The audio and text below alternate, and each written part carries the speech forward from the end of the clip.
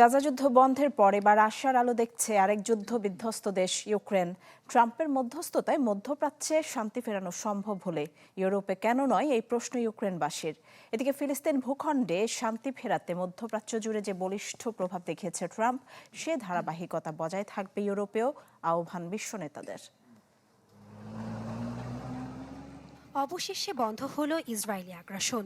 দীর্ঘ কূটনৈতিক তৎপরতায় শান্তির বাতাস বইছে গাজায়। এবার আশার পালে নতুন হাওয়া লেগেছে ইউক্রেনেও। ইউরোপের দীর্ঘস্থায়ী শান্তিতে ট্রাম্পের ওপর আস্থা রাখতে চান ইউক্রেনীয়রা। সত্যি বলতে আমি শান্তিতে বিশ্বাসী। গাজার পর এবার ইউক্রেনেও শান্তি আসবে, এমনটাই বিশ্বাস আমার।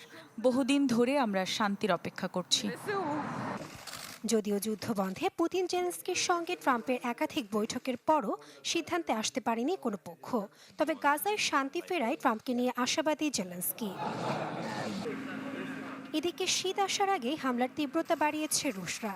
সোমবার ইউক্রেনের দ্বিতীয় বৃহত্তম শহর খার্কিভে বোমা হামলা চালায় রুশ বাহিনী। এতে ক্ষতিগ্রস্ত হয় একটি হাসপাতাল। বিদ্যুৎহীন হয়ে পড়ে 30,000 বাসিন্দা। যুদ্ধ এখনো চলছে। ইসরায়েল গাজা যুদ্ধবিরতির মতো কোনো শান্তি চুক্তিতে আমরা এখনো পৌঁছাতে পারিনি। আমার মনে হয় না সামনেও এটা সম্ভব হবে। প্রেসিডেন্ট পুতিনের একগুঁয়েমি ও নানা শর্তে অনেকটাই বিরক্ত ট্রাম্প। রাশিয়া যুদ্ধ না থামালে ইউক্রেনকে টমাহক ক্ষেপণাস্ত্র দেওয়ার হুঁশিয়ারি দেন মার্কিন প্রেসিডেন্ট, যাতে মস্কো সহ রাশিয়ার গভীরে আঘাত হানতে পারবে ইউক্রেন। জানিয়ে ট্রাম্পের সাথে আলোচনা করতে শুক্রবার যুক্তরাষ্ট্রে যাওয়ার কথা রয়েছে জেলেনস্কির। তবে রুশ আগ্রাসন রুখতে মধ্যস্থতাকারী দেশ তুরস্কের ওপর নির্ভরতা ট্রাম্পের। এরদোয়ান এ যুদ্ধ বন্ধ করতে পারবে। তিনি রাশিয়া ইউক্রেন উভয় দেশের কাছেই সম্মানিত ব্যক্তি। এরদোয়ান আমারও ভালো বন্ধু।